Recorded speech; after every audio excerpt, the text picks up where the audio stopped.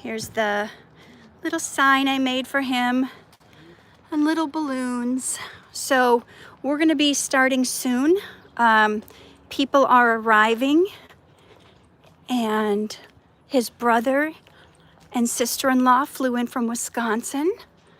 So we've got everything set up. His stuff out. So for anybody who wants to take trinket, something to remember him by, I'd rather have you guys take something than the thrift store get it who didn't care about him. So if you weren't able to attend and you want me to mail you a headshot or something of my acting coach, he was my acting coach and my mentor for the last 20 plus years. We're just getting started. We've got some family photos you can see of him when he was young. That's him, maybe even high school age. That's him and that's us. So just some photos. We've got some more photos over here.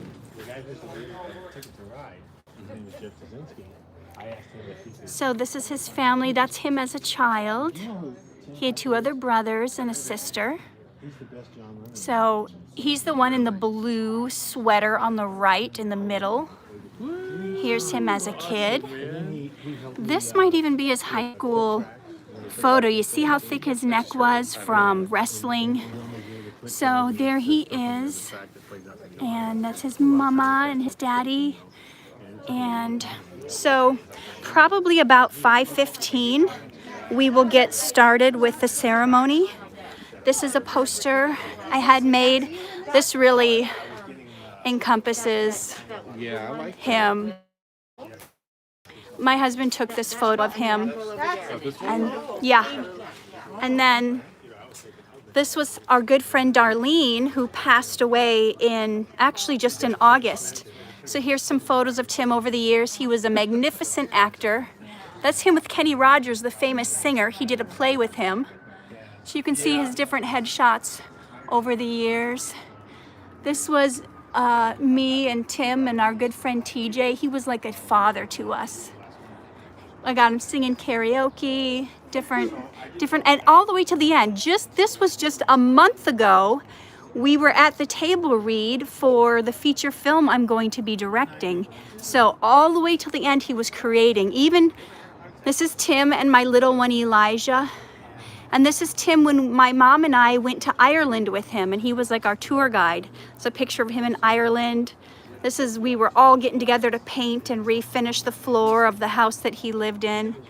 So you guys stay tuned. There's gonna be more, there's gonna be a service. This is his brother visiting from Wisconsin. Hello. This is live. This is his sister-in-law. So this, for all the relatives, I don't know if you passed on the info. This is, everything is going to be live for them to see. Okay, TJ. All right, let me see. How can we set this up? So I want to get out of your way, but keep it. So bear with us while we wait for the room. Yep. While we wait. Yes. Okay. So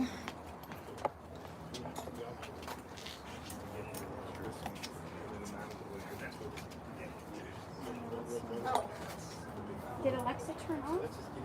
Yeah, I didn't see her. Yeah, she was not doing anything when I got the camera out. Alexa, play some praise and worship music. Here's a station for you. Praise and worship on Amazon Music. Alexa, volume 1.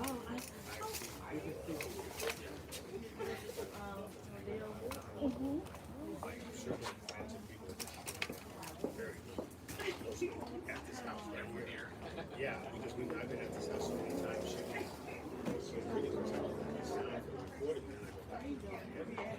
Okay, hopefully.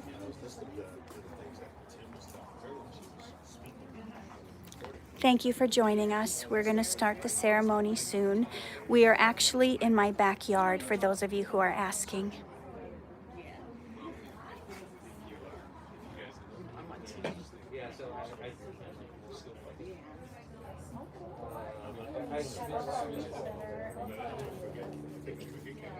Picture of kind of looks like Jason.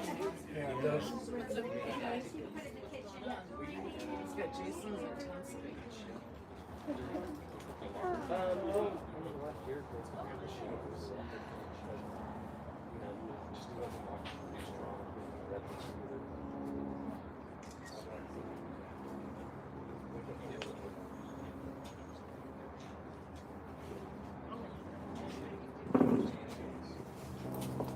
Well, I don't, yeah.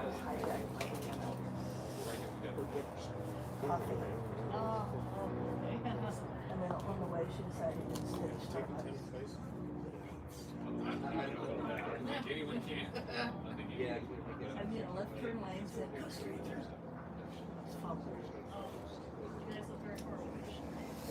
Yeah, but she wanted to come see the house I bought.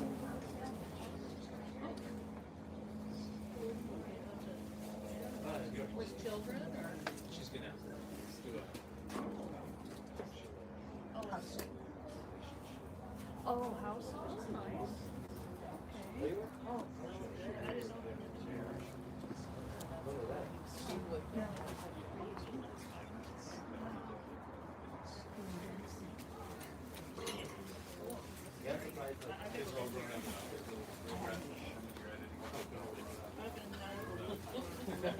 Here's a vintage fab. okay. Hi, Betty. We got color vision too. And I have, it cost me about $2,000 to do a kid.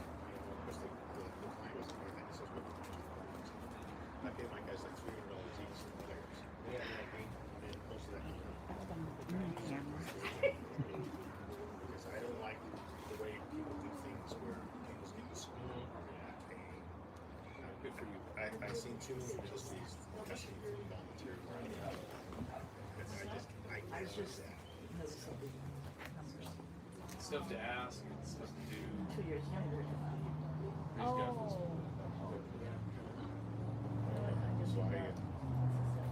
Hi, Lola. over a year now. Should probably extend it.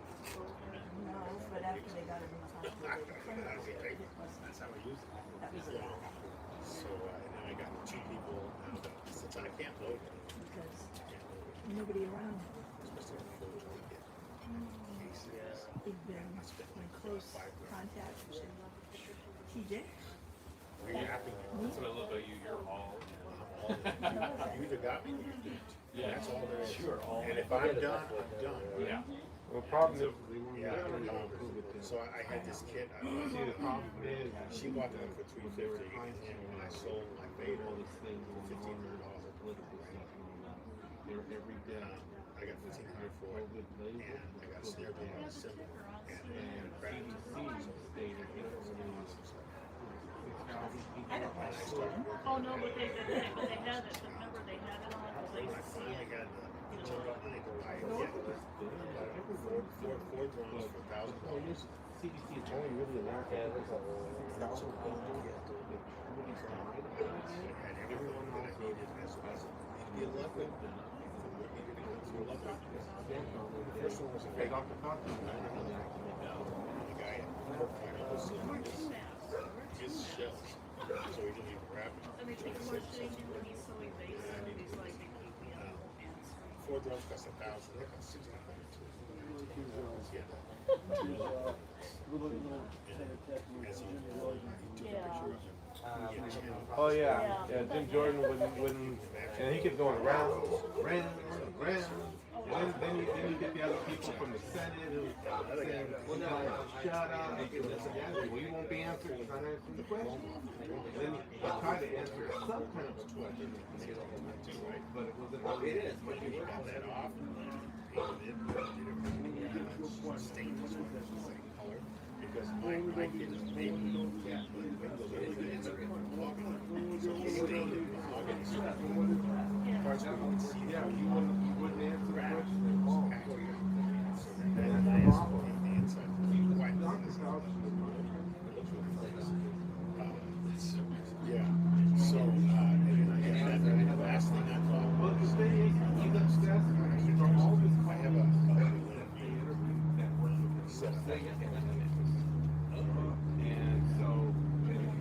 lot of people that work for him. Hello. Yes. He was fired. So there's a lot of people that work under him that he's fired because he has obsessed with it and they counted on him. Okay, great. So that's why we are where we're at right now. He's very artistic in that.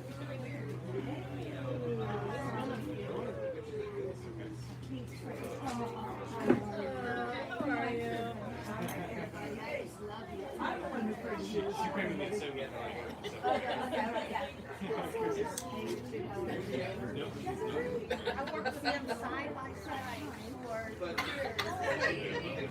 Just me and my praise and worship. I went in the other house before. His house, stuff like this, for everybody. I got my own Venus too. Yeah, so I'm just not right now because I'm kind of coming out of a spell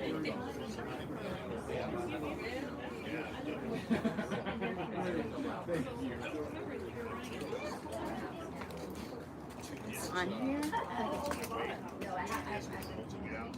And I think they're going to be speaking behind that. At the podium. Yeah. Catherine and I had a different teacher that was Tim's age who also just passed. We had like Darlene, our friend Jim, our teacher Steve Cardwell, in the class that Katie and I met in 20 years ago. Oh my. And he was, he studied it, he was in philosophy, but he was our podium reader. I don't know if he was hers, but he was mine. Steve Cardwell. Oh wow. So we met like back in the day. Ivan Markota, do you know who that was? Ivan? Stephanie Fury, she was a method teacher, and so that's where we met. And our teacher, Steve Cardwell, he just passed, like, it was like Darlene, our friend Jim, Steve Cardwell, and now Tim, like Jim was right before, Darlene was August, Jim was right before Thanksgiving, Steve was right after Thanksgiving, and now Tim. So when I looked at that, I was like, oh, the podium reading class, like Steve Cardwell. Oh my God. Yeah, isn't it funny how things just remind you of so many. Yeah, because even back, and I was close to Steve many years after, the same way Katie was close to Tim, especially you guys closer. I just got to know Tim more recently, but like Steve, and we would have lunch, or I'd take him just like you would with Tim, you know? Right. And so he would always remind me of, I mean, this is not a story I can tell here because it's not about Tim, but he would always remind, our other teacher would always remind me about the podium reading class, how I got up there. It's like 1999 or 2000, and I was like so nervous, like what was I gonna do? He would remind me for years later what that was like, you know, how my expression and everything.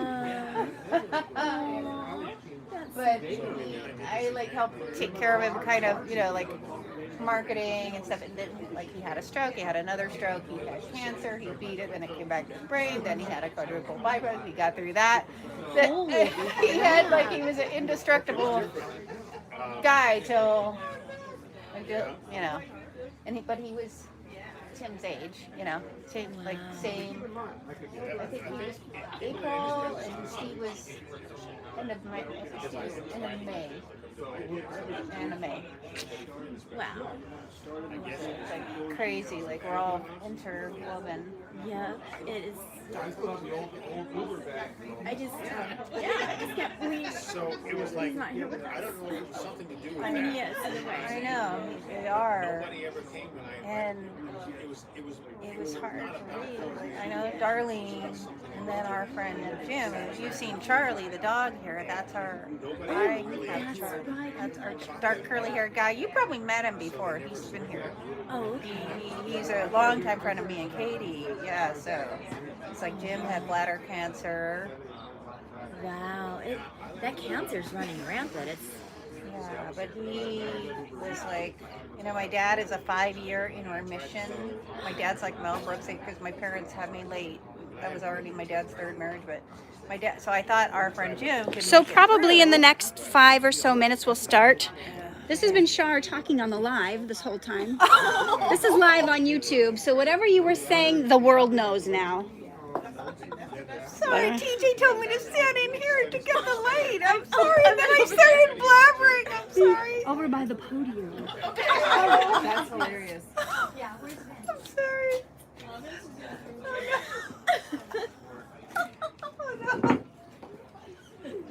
Oh, precious. I thought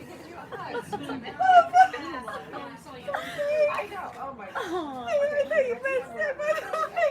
I'm sorry.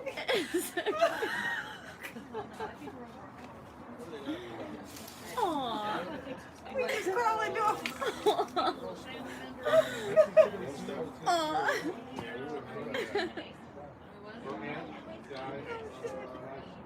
Awesome. Okay, so now you have a story to tell about, another story to tell about the podium. Yeah, we need to have shindigs. I didn't At know least, that like, was- with my son. Sorry. When they were little, they called these after parties. Awesome. And it was the funniest thing. Well, they're kids. They were kids. They were like, it is, right? So we Let me see your eyes, little baby girl. There we go. Did you do an after party? And I Oh, went, God, that's after embarrassing. party? I said, you mean the time when everyone... I didn't know when I was blabbering that that was going live. Sorry. And then I went to another one and he was talking and said, his mom. Okay. It's a basic thing. I got your call. I have been working like a bad woman and handling family all afternoon together. Now I'm making you stand in front of the camera. But I heard Sorry, it. that is just so embarrassing. All right, honey. Thank you so much. Yes. You look great, by the way. Thank you. I'm sorry, I didn't know that. When you said stand, I was standing there, but it was right by that. And Aw. that's so short. That's just so like, you know, I I do love it. stand-up comedy, but I wasn't planning for a live show. Aw. Oh, goodness.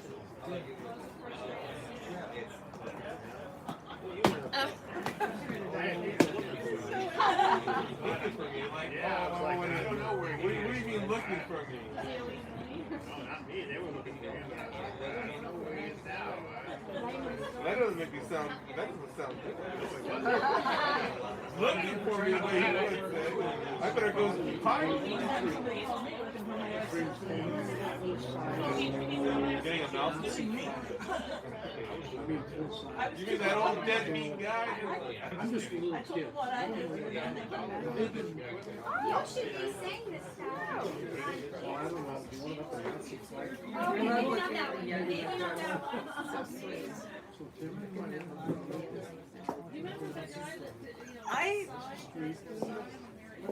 Because I had seen him recently. I didn't recognize him in any of his old pictures. I didn't know that was the same guy. Since I didn't know him when, like everybody else did. I never understood why until much later. I'm like, what?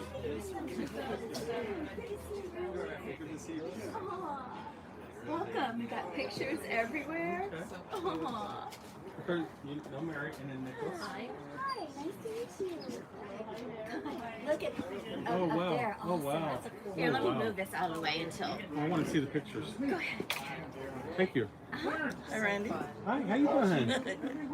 It's like, oh, Now that you've hugged me, you better introduce me to your wife. no, this is Mary, and this is Nicholas.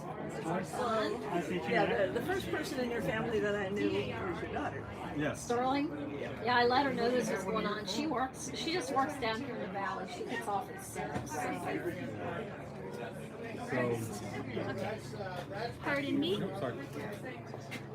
But I want to get some pictures of the thing. Okay. All right, thank you guys for coming. I wish we were having a party while he was still alive, Yeah. but he wants us to have a party. He's having a party right now. So so we're here today to celebrate the life of my mentor, Timothy Oman, who was my acting coach, whom I met 21 years ago at In His Presence Church. And a lot of the connections we have here all stem back from those relationships. Tim kind of lived with me on and off for the last 13 years or so. So it was very close bond. He was like a second dad to me. I have Pastor Trey Fernald coming to say some words of remembrance and encouragement. I know it's a little chilly out. You guys, I brought a pile of blankets. If any of you ladies want to put a blanket across your lap, come grab a blanket, and hopefully we'll have a singer show up. If not, we'll just roll with it.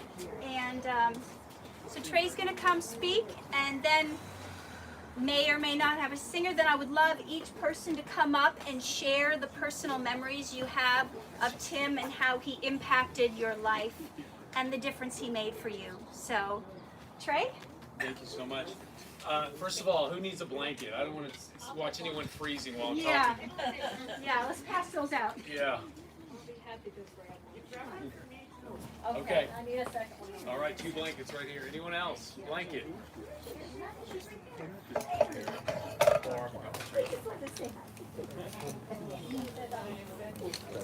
You need one?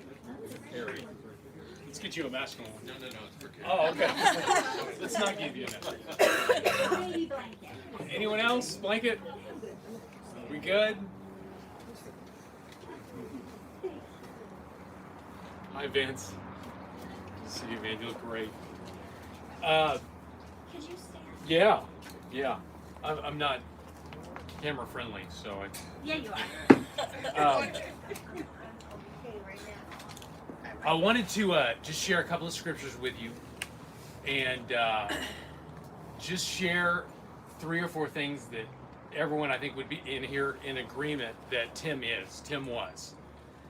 These just qualities about his personality, his character, that I'd love to just mention, and I know you guys will agree with me that this fits him to a T. But first, I do want to read a scripture to you. It's Exodus 31, verse 1 through 5. It says, "Now the Lord said to Moses, see, I have called by my name Bezalel, son of Uri, the son of Hur, of the tribe of Judah. I have filled him with the Spirit of God in wisdom and skill, understanding and intelligence, in knowledge and in all kinds of craftsmanship, to make artistic designs for work in gold and silver and bronze, and in the cutting of stones, for settings, and in the carving of wood, to work in all kinds of craftsmanship." Of course, this is the part of Exodus where we're talking about the tabernacle. And they're pulling in what they called artisans. Artisans were the people that worked on the different elements of the tabernacle. And it says that they were full of wisdom, full of God, operating in craftsmanship. And isn't that Tim? Wasn't that Tim? Operating in craftsmanship. Wasn't he a craftsman? Many of us are here today because we were crafted by Tim Oman. And he was just a theater artist through and through. Part of a church that celebrated the arts being used for evangelism and discipleship. And so we were encouraged to start a School of the Arts for a couple of years. And so we had a School of the Arts at this church, and we had acting, beginners, intermediate, and advanced acting. We had dancing, we had writing, we had at times comedy. Fraser Smith, a stand-up comedian, would help us out with the comedy aspect of things. And I remember never being able to comprehend putting a school together, but I had the opportunity to do that. And I remember going to Tim for everything. Tim, what do you think? What should we do? Well, we should have 2 tracks. We should have an advanced track. We should have a beginner's track. Okay, that's what we're going to do. And I just remember whatever he said, that's what we were going to do in terms of having a School of the Arts. And I just remember what an impact it made, and how many people went on with their gift after experiencing that school and experiencing Tim's influence. And so he was a craftsman through and through. And a lot of us here are effective at what we do because of Tim and his craftsmanship. I wrote some things down here. He was a patriot. He was a patriot. In fact, I'd go as far as to say he was a zealot. Most of you know that in biblical times, when Jesus was alive, they had zealots. And of course, the zealots were the ones that were against Rome and Rome's rule. They wanted Israel to rule. They wanted Israel to take over. They wanted Israel to have the power. And so they would do whatever it takes. They would pull stunts. They would acts of terrorism. Not that Tim would do that, but the zealots would. And they would do whatever it took to pull down Rome so that Israel could advance. And I believe that that same kind of spirit was upon Tim with our nation and our country and even our region here in Southern California. He was a zealot, and he wanted the best for our country. He had such a heart for biblical principles inside governance, and he was so passionate about it. When I rededicated my life and then started up in ministry, a few years went by before I met Tim. So when I met Tim, we had a lot of meals together. I think a lot of people here have had a lot of meals with Tim. But we had a lot of meals together, and it was a time when I was just so excited to be a Christian. You know, it was sort of that honeymoon phase. I rededicated my life. I was so excited just to be in ministry and to represent God. But I would have these meals with Tim, and he would break down politically what's going on in our nation. I was so passionate just about the simple stuff. But he broke down what platforms had biblical principles and what didn't. And he made me realize that God moves through the political element of our society as well. And there's biblical principles to honor as well. He was a patriot, and I was very influenced by him in that area as well. He was a sportsman. For those of you who didn't know, he was passionate about his Minnesota Twins. Vikings. Yeah. Yeah, and the Vikings. Yes. Yeah, I didn't know how he felt about the Timberwolves, but Vikings and Minnesota Twins. He was passionate. I remember at our church, we had a coffee house next door to the actual sanctuary. There was a flat screen there, and he would sit in there and he would watch the news until he found out the Minnesota Twins score. And so, huge sports fan. He was a sport. When I was first getting to know him, I remember going to the softball field where a friend of mine had a softball team. And lo and behold, when I showed up to just check in and say hi to everybody, Tim was on the team. Passionate. He was probably twice these guys' age, but he had more passion and enthusiasm about being on the team than anybody. And so he was a sportsman, believe it or not. A lot of us weren't tapped into that part of his life, but he was a sportsman. And last but not least, he was a man of God. And I do want to read one last scripture before I was done. Philippians 3:20. Many of you know this scripture. It says, and this is amplified, so forgive me if I'm throwing you a little bit when I read it. Philippians 3:20 says, "But we are different because our citizenship is in heaven, and from there we eagerly await the coming of the Savior, the Lord Jesus Christ, who by exerting that power which enables him even to subject everything to himself, will not only transform but completely refashion our earthly bodies so that they will be like his glorious resurrected body." He's in his resurrected body now. And even there's the other doctrine that we're asleep until the rapture. Nevertheless, he's in the presence of God now. Either way, whether he's got his glorified body now or he's in line waiting for his glorified body and he's resting, he's in the presence of God now. And I'm so thankful that I know that he's there, and I'm so thankful that he's a part of my future and not just a part of my past. And we'll see him in his glorified body. He needed a Yes, he did. Yes, he did. It's the truth. And I'm so excited to have a future with Tim in heaven. And so I want to invite anyone who has a story to share, or maybe just an element of his character that you appreciated, to please come on up and share. Take that time.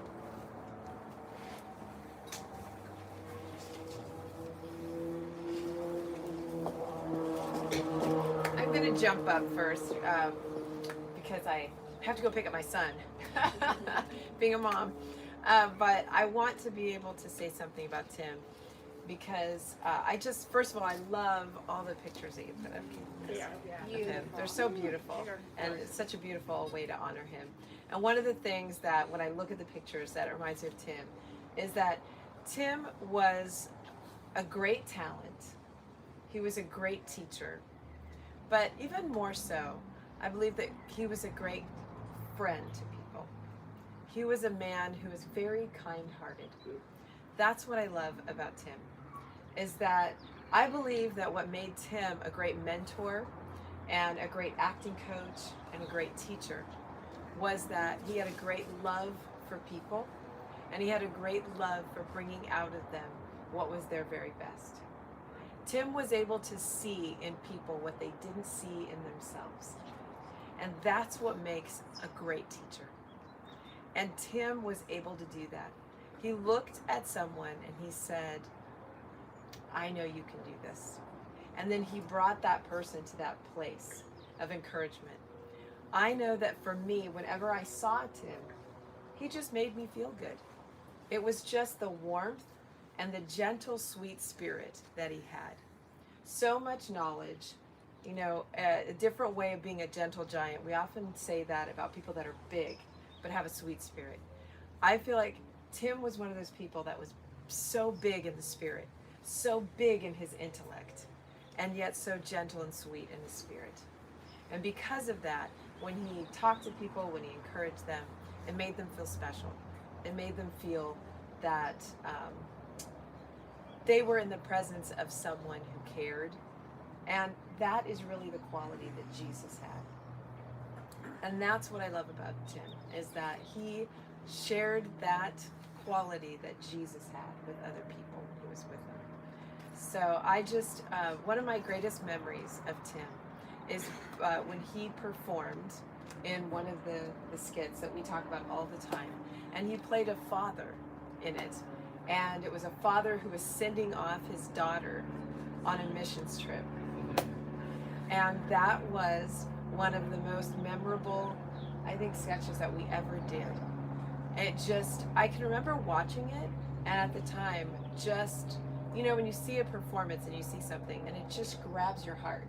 Like, I'd never had that experience before. I wasn't even close to it as a parent, but it just so grabbed me. And it's one that we've gone on to do many times and in different ways. But Tim was that original father in it. And that fathering is what, that fathering characteristic is what I think he brought to the world. So I just wanted to share that and share that memory of Tim, and just say that I'm just grateful that I had the opportunity to know him and to have him in my life, and that God knew the timing. And it was great to be able to just have a conversation with him a couple weeks ago and catch up. So, thank you. Thank you, Katie, for letting us gather and remember him.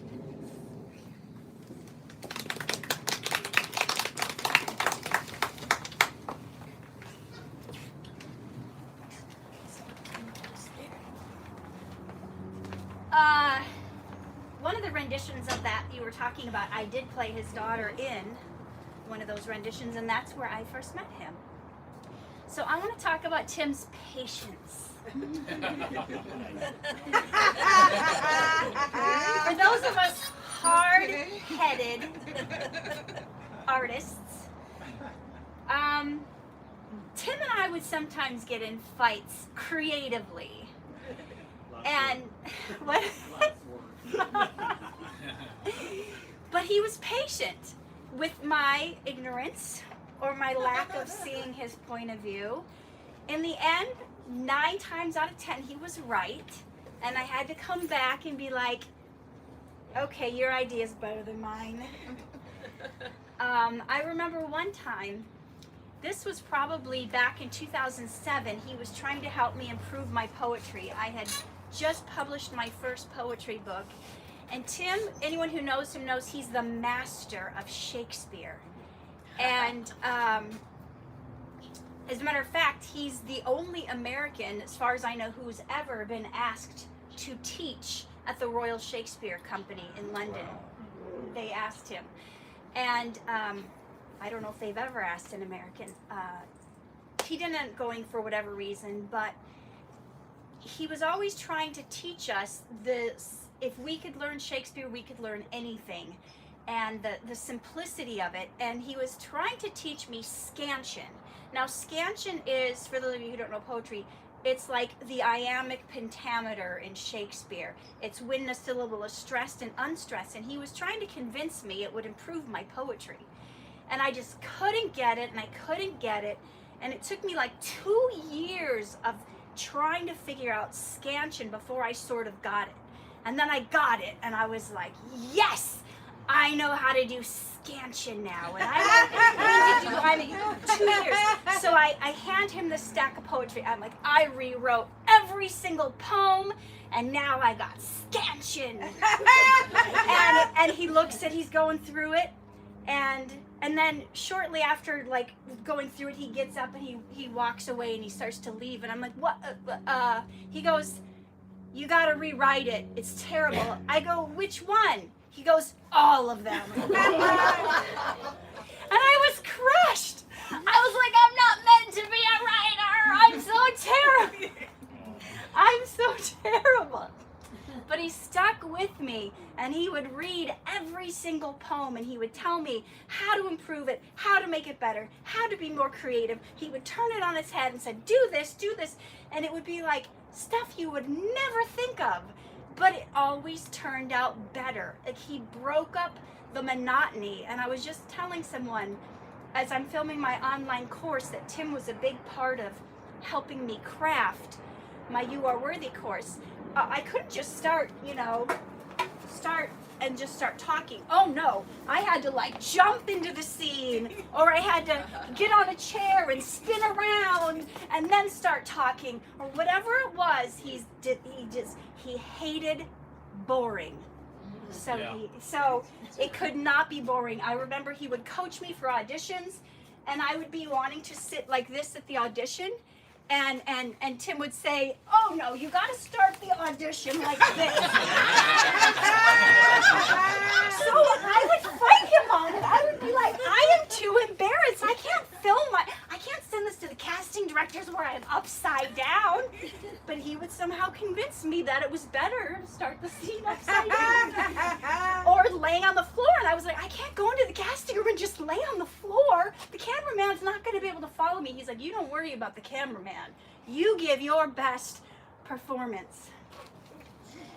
Now, towards the end, Tim texted me from the hospital, and he kind of knew. He did know. He said, we were in a little quibble about something, and he said, I'm facing death here. I don't know about you. In other words, get on with your petty problems, because like this is the end for me. So he kind of knew it was coming, and he left something on his computer that he must have downloaded while he was in the hospital, contemplating the weight of his flesh. And I think he left this for us to find. So it's by Mary Elizabeth Fry, and it says, do not stand at my grave and weep. Do not stand at my grave and weep. I am not there. I do not sleep. I am 1,000 winds that blow. I am the diamond glints on the snow. I am the sunlight on a ripened grain. I am the gentle autumn rain. When you awaken in the morning hush, I am the swift uplifting rush of quiet birds in circled flight. I am the soft stars that shine at night. Do not stand at my grave and cry. I am not there. I did not die.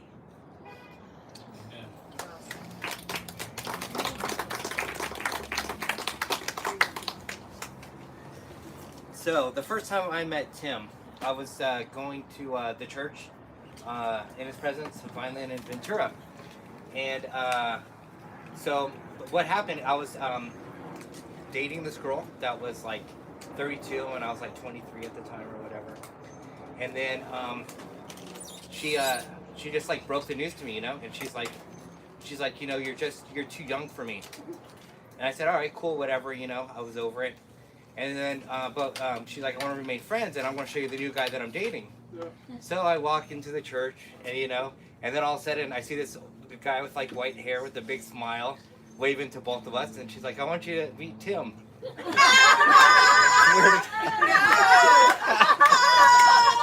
I'm like, wait a minute, I'm too young. And this guy's like 60 something. True story. I'm not even kidding. So that was the first time I met Tim, and then somehow I still don't know how this came about. Me and that girl were working for Tim, delivering flowers at every 7-Eleven in the whole entire San Fernando Valley from midnight till 8 a.m. And I was just like, how is this happening? And then we were, you know, I kept going to the church and everything because I fell in love with it. Amazing pastor. And so then Trey and I, you know, he sparked an interest, and you know, I sparked an interest in acting, and so he's like, yeah, I would love to throw you in some skits, and you know, but he's all, you have to go to this acting class. And then so I go, and sure enough, I look in the class, and there's Tim with a big smile, and I'm like, oh, not this guy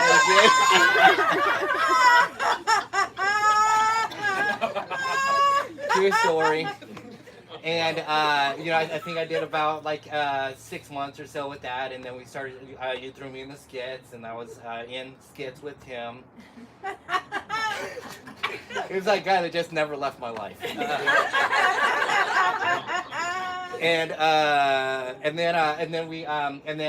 So I ended up leaving that church or whatever, and then I came back because I felt God was saying, I want you to get back in with Trey.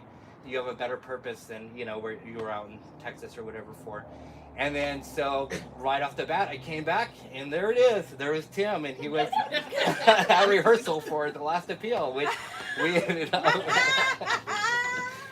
and then I ended up really starting to appreciate it. And I'm like, wait a minute, this guy's a legend. I'm like, this guy, he has the answers of what, you know, of just life and the business and everything else, that he'll have an answer even if he doesn't know. He'll just tell you something and it's right, and it's just so I you know, we did that, and then Catherine told me about an acting class, and about 5 years ago, I'd say, and we did that for about close to 3 years, something like that. TJ, yeah, we did that class for about 3 years with him, and he just taught the most important things about, you know, don't hold back and peel the onion and go through the layers, and, you know, dig down deep, and, you know, and he's one of the best teachers that I've ever encountered. And then I remember one of the most recent ones was I had I got called in for an audition for a thing that Catherine works on, the Darman videos. And I was all excited because I'd worked with a Darman video like a few years back or whatever, and they're calling me back for a new thing. And I was like, well, what better person than have Catherine, because she's like stars in all of them, you know. But I was like, I just want them to hear the voice and see if they recognize. But you know, but I treated it like Catherine wasn't. And then sure enough, Tim comes out and starts coaching us, and he's like, you guys need to set it up like the videos, and you know, we're just like, no. But just a lot of good memories, good thoughts. I love the guy. He'll be missed. It was beautiful. Did a great job. And thank you, James. James had been waiting to greet you in heaven. with a big smile. Never escape. Never escape.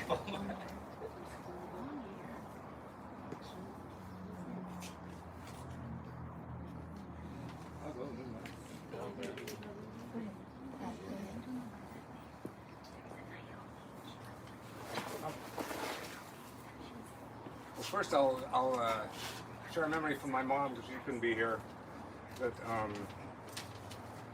she says, a lot of you know my mom, lady. She says, as my memory to share, I mentioned before what it was like when I first saw him across the aisle at church on Ventura. He was in a shambles and people were sort of avoiding him. I whispered to God and asked about him. God impressed me that there was something special in him, and that started my telling everyone about him. I always thought of him all that time as a big, huggable teddy bear. And I remember that time, the reason he looked like he was in a shambles, if folks remember, sometimes he would come in and he looked kind of tired and he'd have that big, long sport jacket on and everything. But he was, because of the rose business that he was doing, he was running around hours and hours and hours every day, and he'd go out into his car and there'd be tons of roses out there.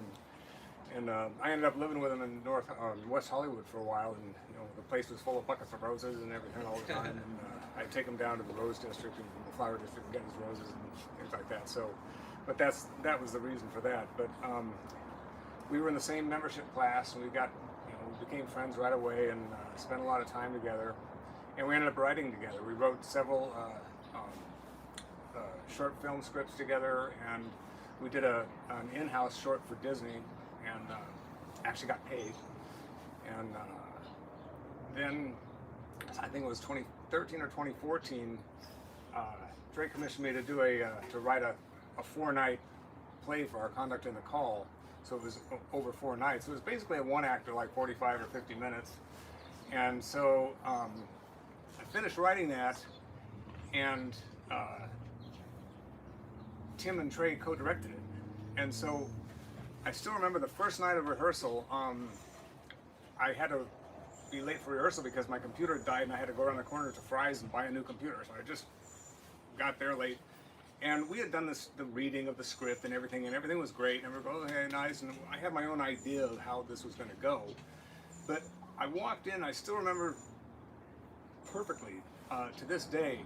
I walked in and to the front lobby, and with this one scene that I had just written that was some kind of exchange, Tim had completely reimagined it as a musical number with choreography and everything, and he was directing these people dancing around and giving their lines and everything. And I still remembered, I thought, oh, so this is why so much of what I see from everyone else is such garbage, because nobody puts the thought into it like he does. And it's like, he really spoiled me after that, because a lot of times I'd watch something and think, if only Tim had directed this. And we just had a lot of great times together, and he'll be missed. I've lived here in the house with the folks for the last 3 years, and Tim was super. He turned down 2 full scholarships to MIT, 2 different majors, to go in the theater, and so he didn't leave any brains behind in that respect. I mean, he had, but the one thing he never really got the hang of was his computer. So I was his computer guy for all those years and everything. He'd break something and I'd go fix it. But I don't know. It's just tough to say goodbye. And but we had a lot of fun times together, and had a lot of fun writing, because we were able to just kind of gel when we wrote. After like 45 minutes or something, we just start pounding the stuff out. So anyway, love you, buddy. Thank you, Vince.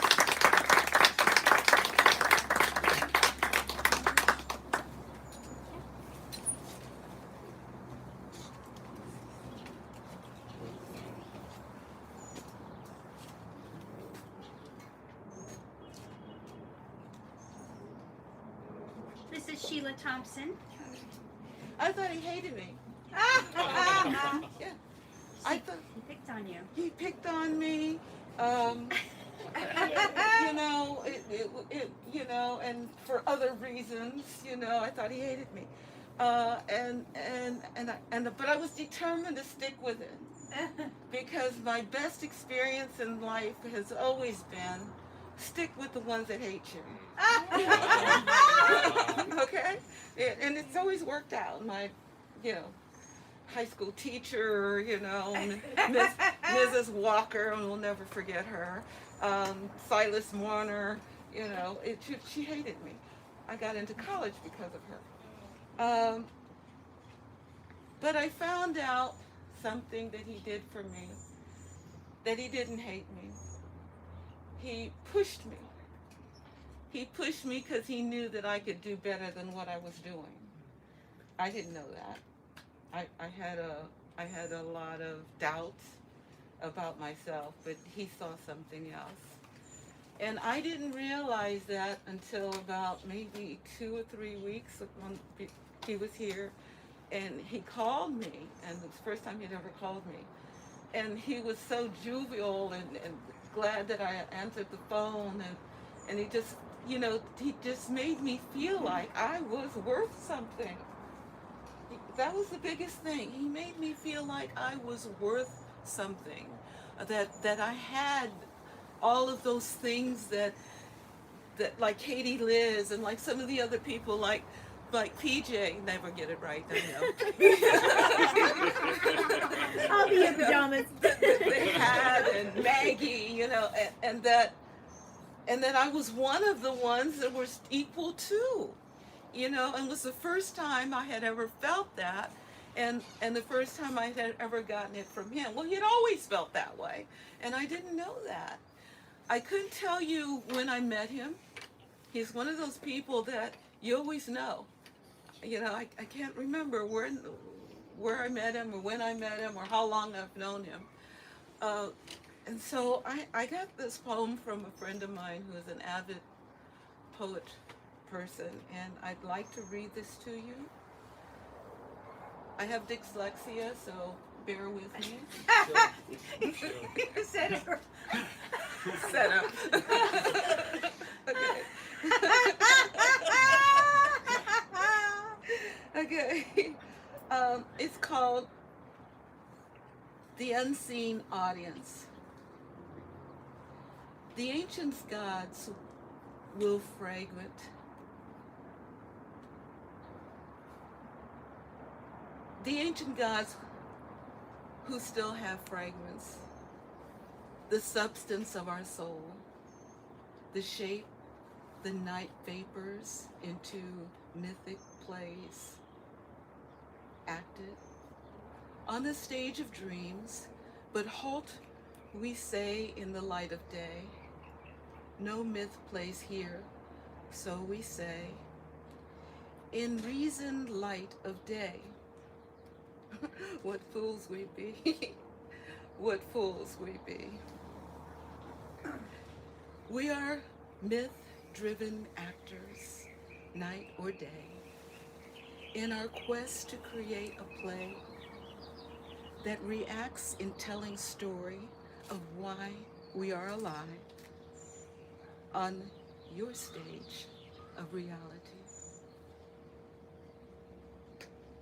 Where you are the silent audience to our play in the night and the days, where we pray at the dramatic moment before the life's final curtain call for your applause that tears away our actor's mask and dissolve the ancient myth of night and day into the reality of your abode, where we are truly, we who are meant to be, yes, I said it,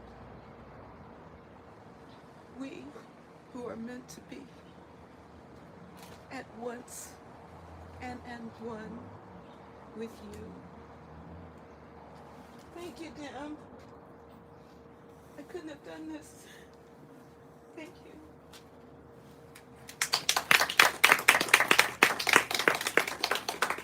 Thank you, Sheila.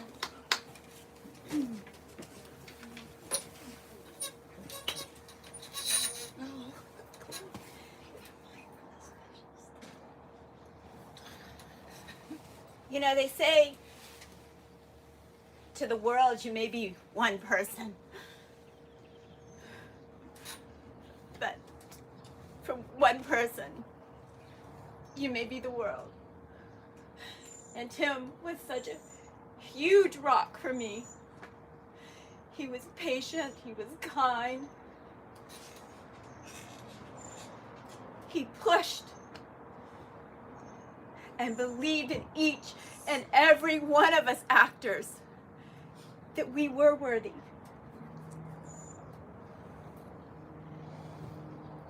And he left behind legacies.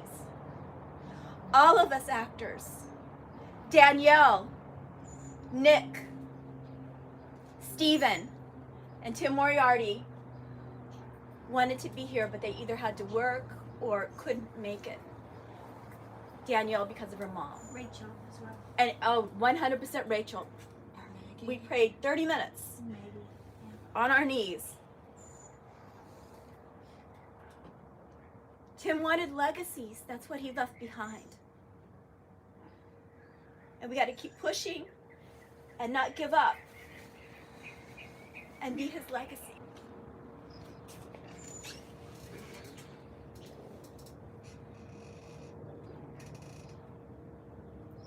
He believed in us when we didn't believe in ourselves. And he never gave up on us. And I love him dearly. And I'm mad that God took him right now. But it's God's timing, not our timing. And he helped me with my anger. I was so angry.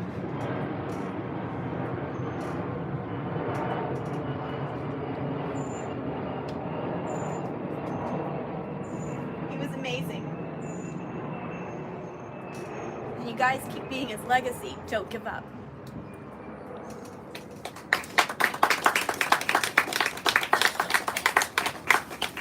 Thank you, TJ. This is Greg Oman, Timothy Oman's brother. Hello everyone, thanks for coming out. My brother has been a pain in my butt for years. Let me tell you. First thing that comes to mind is when he was a senior in high school, I was a freshman. My brother was the hotshot colonel, cadet colonel of a military school. I was a lowly private. My brother ran cross country, Andy Russell. He said, Greg, you should do it. It's easy. So I did. He didn't tell me how difficult it would be. But the one thing that drove me crazy, he had a bedroom that was underneath mine. And through the heat registers, I could hear everything that he did. So when he was at McAllister, he was into musicals. Any musical you could name. And he played them over and over and over again. So that's why every once in a while, you might just see me break into song and dance.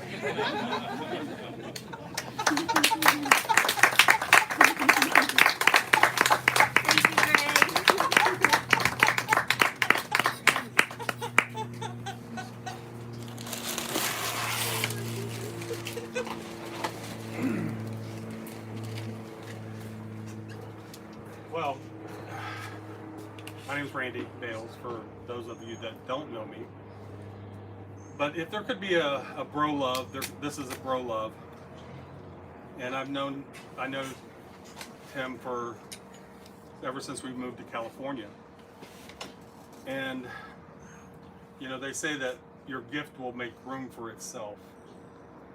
And he was the epitome of that slogan. And he basically challenged people to make that happen. He was the mentor for me, mentor for my kids, and for my family.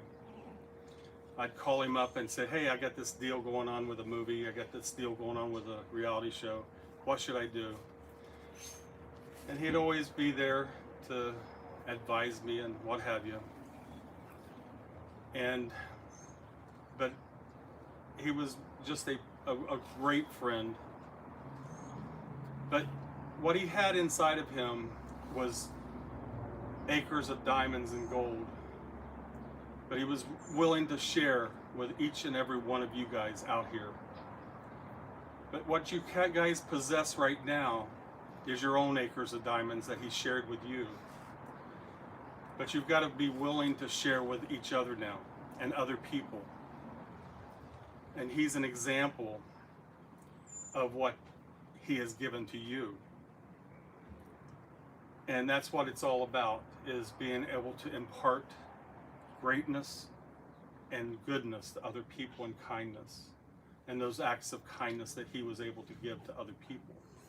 And that's what it basically boils down to, and that's what he represented in his life, his acts of kindness. And at the last, I took him to church, and then afterwards we'd go to Beverly Hills and what have you. But, you know, that's what was a cool thing. You know, he was down to earth, and he was loving to do that kind of stuff. But he loved God, he loved heaven, and he loved people, and he loved everyone that he worked with. And that's all that really matters while we're on earth. If we cannot get along on earth, how can we get along in heaven? And how can we get along anywhere else?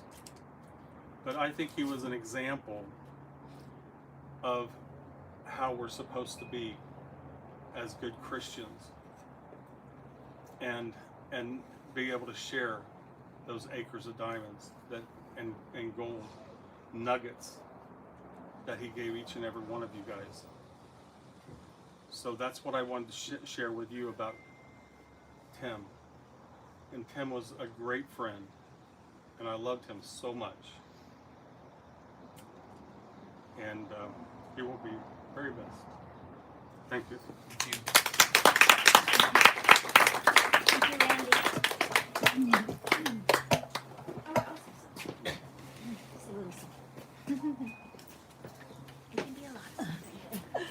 I wasn't prepared to speak, but loved Tim. Oh my God. He'd pray, we did the plays, I would sing, and he'd be there.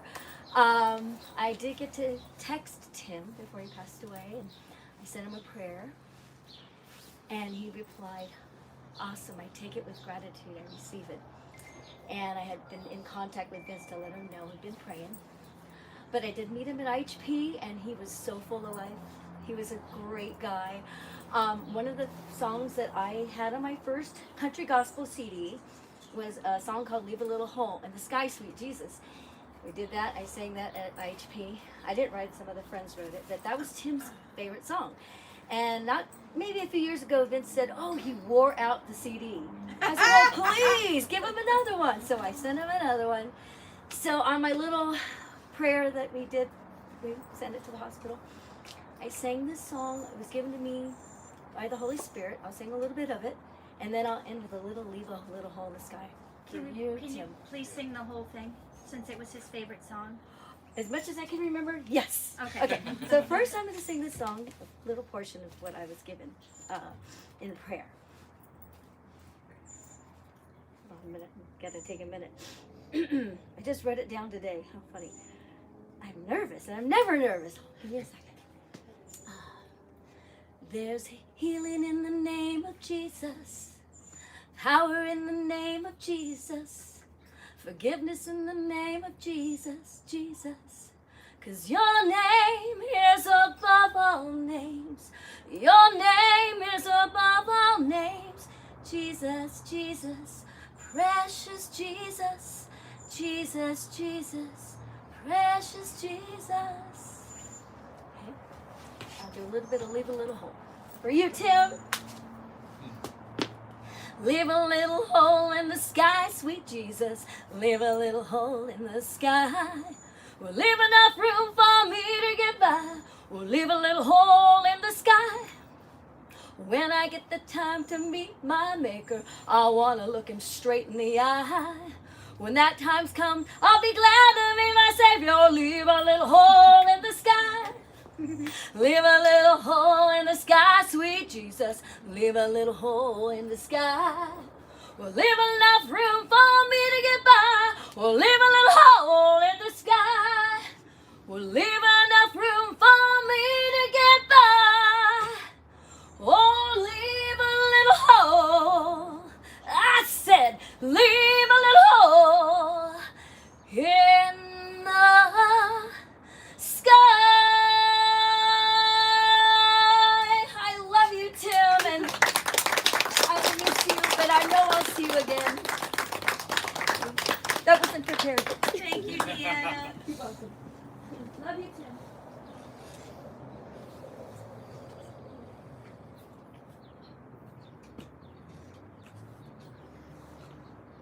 Here comes Lillian.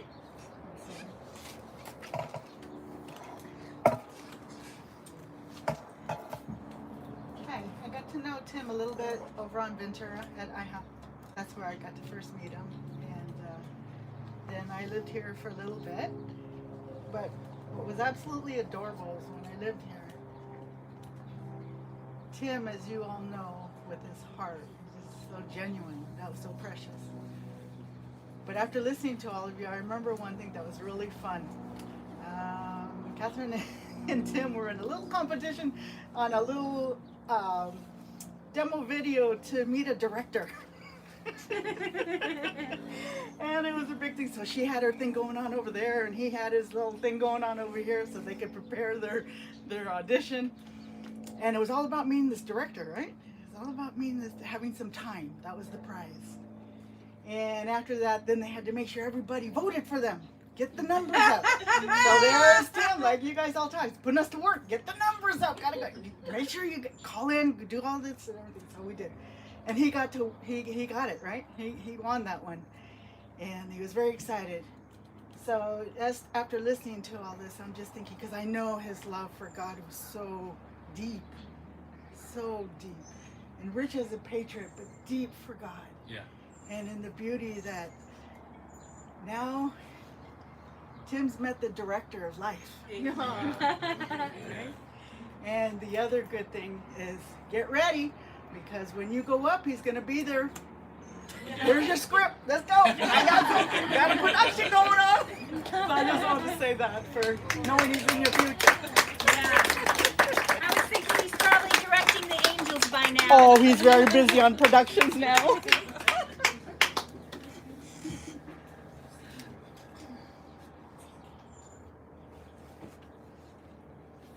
Who's next?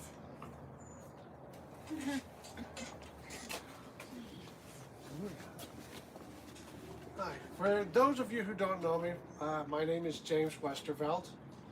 I first met Tim actually when we moved in with the Orleans back here. Tim and I were like the last two of the original tenants together. And one thing I can say about Tim is that he did have a lot of patience, especially with me. He would tell, before I got the job that I have now, I was working at security, and I really wasn't making a whole lot of money on it. And he kept telling me, well, James, why don't you do what Darren's doing? He's driving for Uber. I'm like, okay. And so finally one day I just gave it a try during the weekend, got in with them and started driving with them, and my gosh, that's what I'm still doing today. So yeah, it's really worked out for me, and I have Tim to thank for that, for pushing me and driving me into a better job. One thing I also liked about Tim, we had a lot of fun with TJ. We would get together and we would every once in a while we would do our patriotic duty to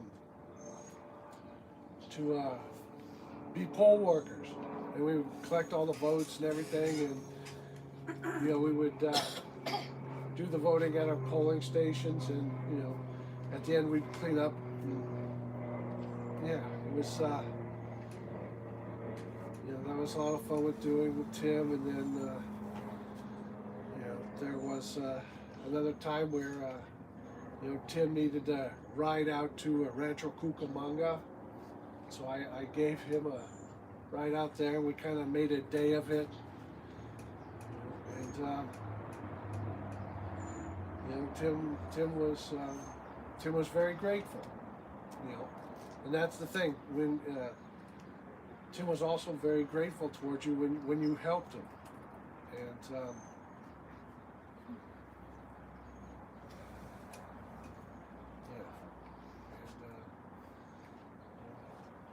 thank you, Tim, for everything. That leaves life here on earth, and then you have expectation that you'll see them in heaven. But one thing that I really was thinking about and that was resonating with me was listening to everybody talk is Tim has a little piece inside of all of us. And for me to understand like that Tim had such a such a big impact on my life and not really exactly realizing it from day to day, you know what I mean? And then kind of listening to everybody's stories, listening to people speak, you actually realize that people have big parts to do in your life, right? For me, when we moved to California, I mean, it's like, I was like a teenager, and for me, coming to California is kind of a crazy place, right? Say the least. It was neat to like at least have like somebody that I could almost have, not, I wouldn't say quite as a second father, but somebody that was somebody I could look up to, and somebody that would give me advice, and somebody that would help me break down my walls of confidence, with speaking and with just like basically being me. I heard somebody say earlier that, Tim talks about the onion, and I remember when he would talk about that, like, peeling off the pieces of an onion and to get to the core of what, is going on. And to me, I mean, I think about that like on a constant basis, and it's kind of weird because when I talk about leadership with what I do and how I work on things, I talk about the onion, and I talk about like at the core of things, that's where your heart should be, right? And it's so neat that like somebody with such love, such fruits of the Spirit, was able to do that, especially for me as a kid. I mean, he really helped me, and I was in acting classes, but he would always see more than just like me as somebody as acting. I mean, he saw me as a person, and he valued me and made me feel special. And that was the first time I really experienced that moving here to California, and he was somebody that gave me that.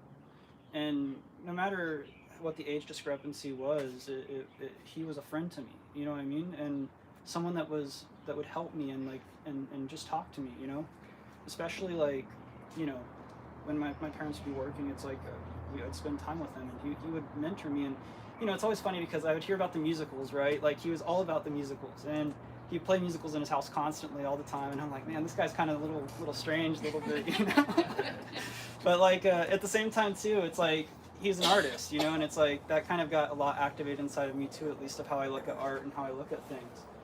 But just listen to everybody's story, and I came up here thinking this is going to be pretty short-winded, right? But as soon as you get started, you just go. But the short of it is, you all had an impact on our life, and realizing the impact you had on my life, it just, I miss him. I miss him dearly, and he'll continue living on through us here on earth. But he's up there, so he's having a great time and directing the angels, like we say, and all that. So again, it was a blessing to have him in my life, and it was a blessing to have him help me become who I am today and be a part of my life.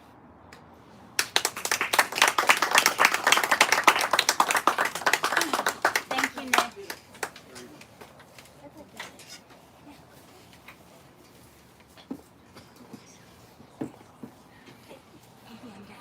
What? Maybe I'm dead. Desiree's gonna go right now. Hello. So I don't have a long history with him. I knew him way back in his presence. However, I wasn't in the arts. But man, I just had a purposeful encounter with Katie, Liz, and TJ recently. And you're talking about someone just that can leave an impact in just such a short period of time. So when I left that meeting, and he gave me this big hug, and I left with just such great expectation of purpose, and so excited about the future and what we're all going to do. So it just broke my heart, but there's a reason for everything. And so I still look forward to just carrying on the work that we talked about. But how awesome is he that in just that short period of time, and reuniting for that, how powerful he was, and how incredibly impactful I felt when I left there, and loved, and that hug and that embrace, I will never forget. And when I sent him a text when he was in the hospital, just let him know that I'm praying for him, and he just simply said, TJ, And so, God bless you, Tim, and for all the amazing things that you have done and the impact that you have given in just such a short period of time.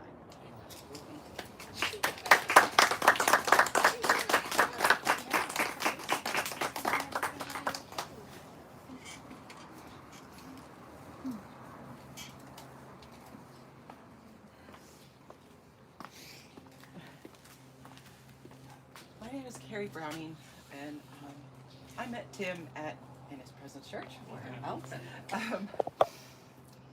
But I have been trying to reach Tim for about 16 years. I don't know what happened.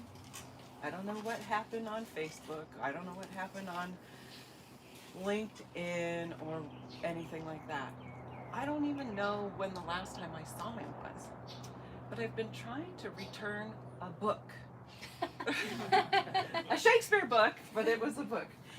So I've emailed and I've called and left messages. I was at Universal. I was working there for 7 years, somewhere right in the neighborhood, and it just blew me away to find out yesterday that he had passed. So it's good to know, number one, that he was alive. But I loved Tim. I wouldn't have been relentless trying to get a hold of him. But there's somebody else that I was relentless trying to get a hold of, and she finally made contact after 16 years. And we talked for 4 hours and bawled our eyes out. And I bawled my eyes out just seeing the text from her. And she's the one that told me. So I'm so thankful to be here and see your familiar faces. I was friends with Tim at In His Presence. We hung out a lot. And I was not part of the acting group, but I did do acting on the side, but I just didn't want to do it at church. And y'all were so cute and happy, and it was just great. And I want you to know, he loved every single one of you. We would drive around. I drove him several times for the Roses thing, and we'd go hang out and eat, and he was just so part of that experience there that it's hard to distinguish one particular event to pull out, but I've got a few. But I want to tell you that I know some of your names and I know your faces. I'm better at faces than names. But during that time, you guys were the stars of the show, for the acting groups, right? And so it was always great to see what you were going to come up with next. And he talked about you while we were driving, but it wasn't about your skills. It wasn't about your act. It was about who you were as people and his concerns about your development as human beings and as people that love each other. And it was about what he was pulling out from within that would turn into you and that would make that performance. I watched the performances, but I heard more about what was going on in your heart, and not in a gossipy way, in a loving, loving way. So that stands out to me. That's the only way I really knew people. So there's that. And I wanted you to know that. And in His Presence, they started the year one year with a fast, a 30-day fast. And it's interesting that people saw him when he was a little ruffled because of all his work at night, and then he was burning the candle at both ends in the middle, I think, most of the time, and especially hearing all these stories of everything that he was involved in. I mean, busy guy, And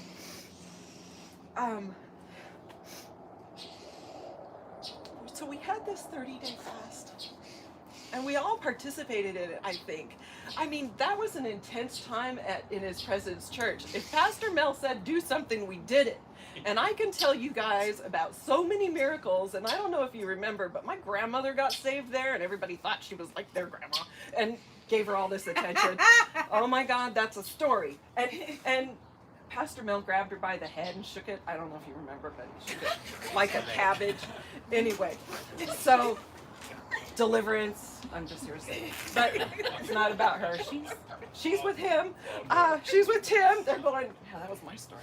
But anyway, they had this fast, so we all did it, and Tim was fasting, and I was fasting, and the worship team was fasting. Oh, I used to do sound, so that's how I kind of know you guys from way far back. And a couple weeks into the fast, you were fasting, right? Yeah. I mean, I remember us all just being like hungry to hear what God did with each other and what God did in our world, you know? And I walked up to him a couple of weeks into it, and I'm like, Tim, I don't know what's going on with you, but you look, I said, you look lighter. Something's happening. I feel your burdens have lifted. What is going on? And he said that by reconciling with the Father and going through this fast, he had reconciled some issues that he had with his father. I was like, that's amazing, you know? And so things were working on him too, and he was a different person after that fast. He was healthier, he was stronger, he had a completely different glow, burdens had fallen, and it was amazing. So cut to y'all doing a play.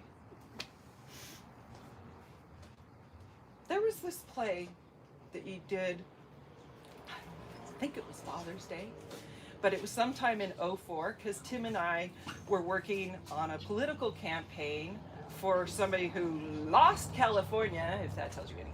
It's a loser campaign that I got him on. And a big one. Anyway, it was fun. It was fun to do politics with Tim. It was fun to talk politics with Tim, and that's part of why I was trying to get a hold of the dude. But anyway, I digress. This play.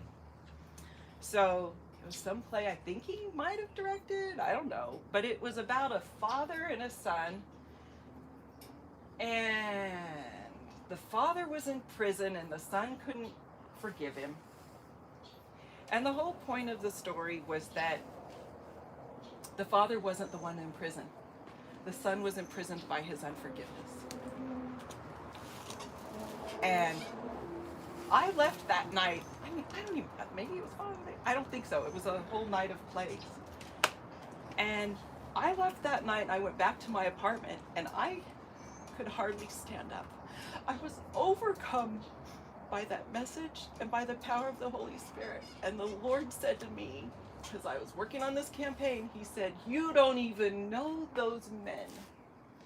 And you're not speaking to your father who raised you. And I had stopped speaking to my dad because he divorced my mom and left her with 5 kids. And I didn't talk to him for 15 years. And because of that play, and because of that message, and because I was struck, I fell on my face before the Lord, and my roommate said, you need to do, I told her why I was crying. She's like, you're a mess. And she goes, I didn't get that out of that play. And I was like, well, and she goes, then you need to go in there and you need to pray about it. And you need to do whatever the Lord tells you. And that's when he said that. And I sat down and I got a little red, white, and blue American flag card out. And I sent a letter to my dad and I said, please forgive me for my forgiveness. Please forgive me. And it took a while, but we reconciled. It took a while, but when he saw me, he said, I got your card. But he didn't talk much about him. A big talker, military also. And now we've vacationed together. He's retired. He's got a little bit of Alzheimer's, he thinks, coming on. I don't think so. But I mean, I lost 15 years, and all I can say is if there's one message that came out of that, and reconcile with anybody, if there's one message that comes out of somebody looking for you for years. Answer the call. Maybe they just want to return your damn book. Maybe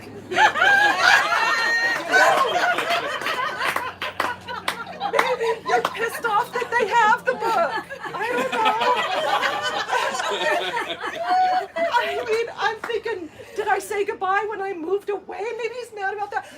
Answer the damn call, you know? Reconcile with anybody on this planet right now that you need to reconcile with. And if you need to reconcile with that guy, please do it as fast as you possibly can. Because there's no shame in any of it. There's no shame in any of it. Don't waste one more minute, you know? But man, answer the phone. And I'm keeping the book. I don't care who wants it. You don't even know which one it is. I'm keeping it. So I think that's my big takeaway, and it's been what has been on my heart since I found out about him passing away. I'm like, he doesn't know that the impact. Right. He doesn't know. I tried. You don't know when God is using you, and I can tell you that for a fact because of where I've been since in his presence. You don't know when God is using you. You don't know when people are thinking about you. You don't know the impact that you've left on their lives. I love what you said about him being in the future, and you looked right at me, and I'm like, well, he better be, because he freaking wasn't in the past. Like yesterday. But I just love him. You know, some of my best memories at his presence, he's right there. He's right there in the pew next to me. He's right there. He's right there. So, you know, when I did a little acting on the side, I was an engineer. I didn't realize he had that MIT background, because now it explains how he got to my brain. But it made me do stuff. So there was this Shakespeare audition that somebody was going to send me on, and so I'll just tell you, Mr. Shakespeare said, I'll help you, and so he helps me with this fantastic monologue, and I went out and I killed it, and I got the part, and then I found out it was in Oregon, and I was like, I don't want to go to Oregon. So I get the Shakespeare thing, and then I find out later it's some Oregon Shakespeare thing that's big. I don't even know. Like huge. Yeah. Sorry. That's why he hasn't called.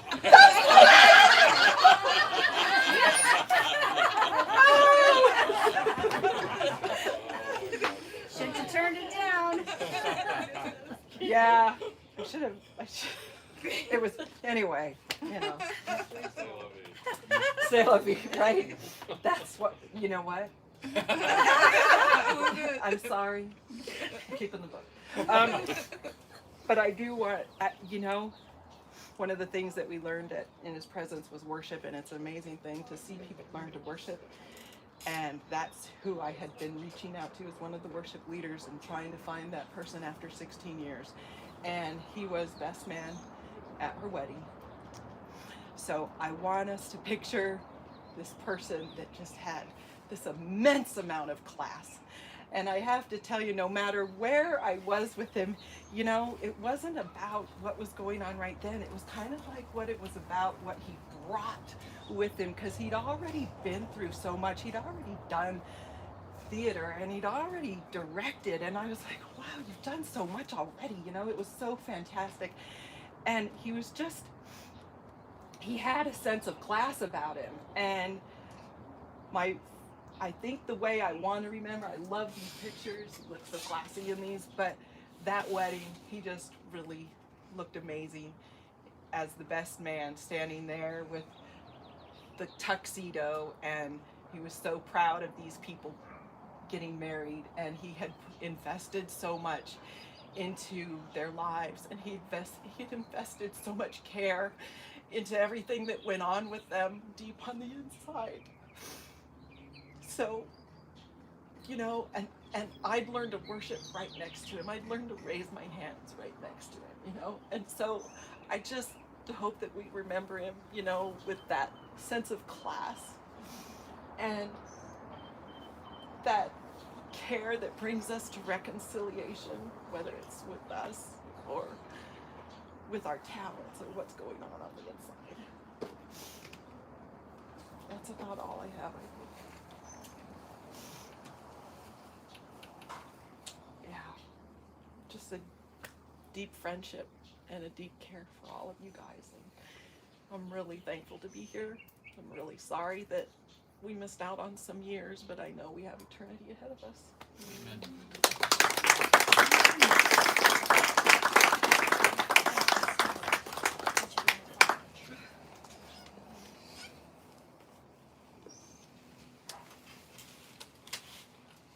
I know some of y'all have some stories.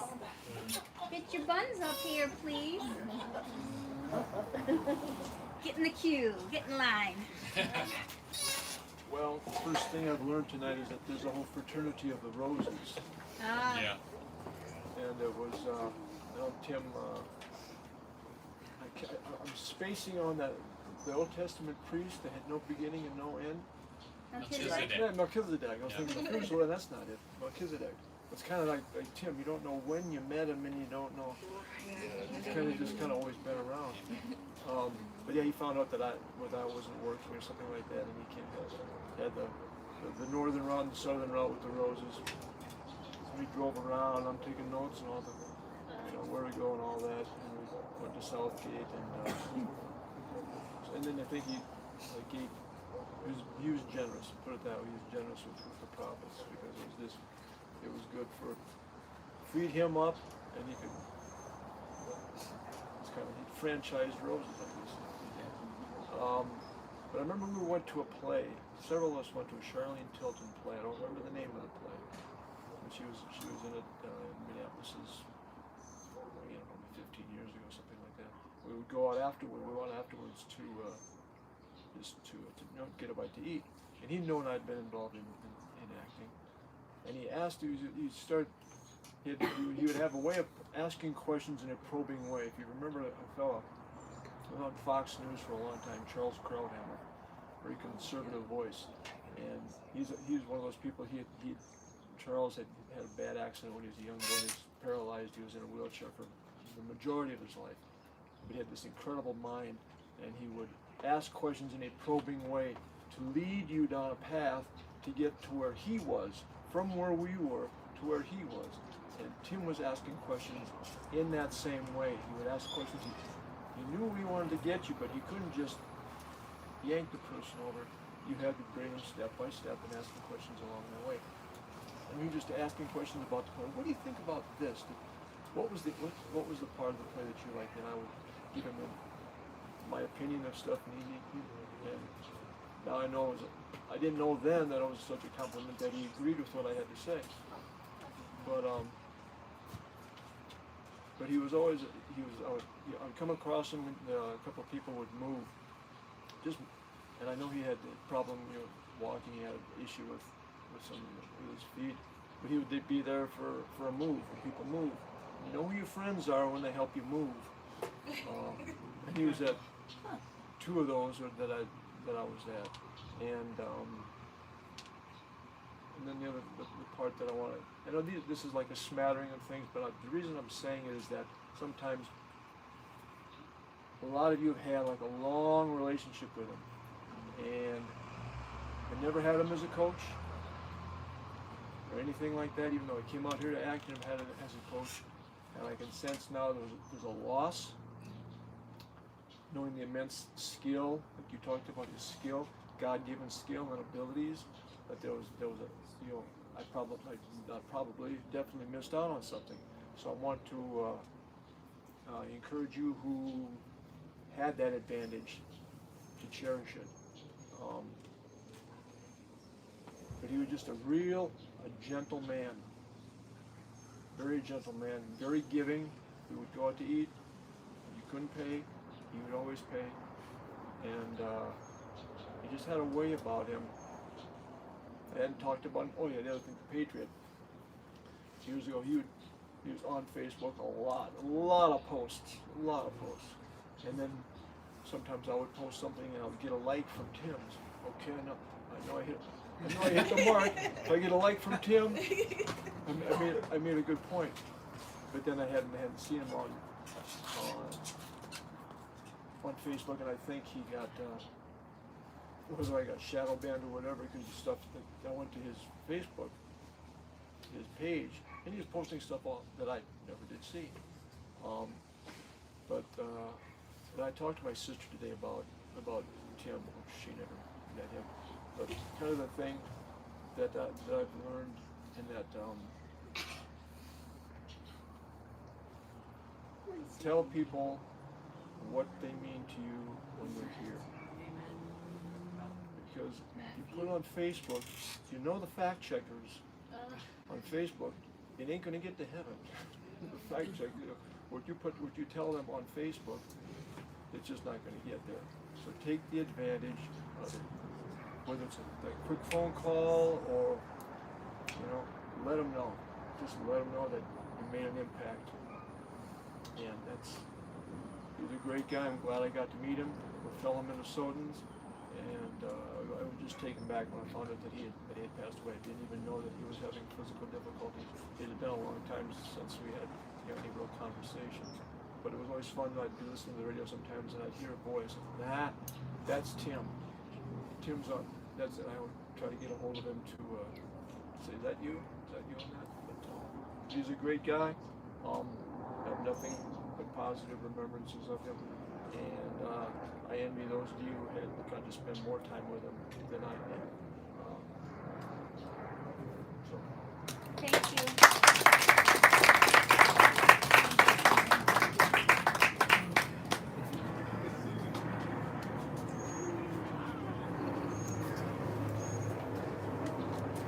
Good to see everyone.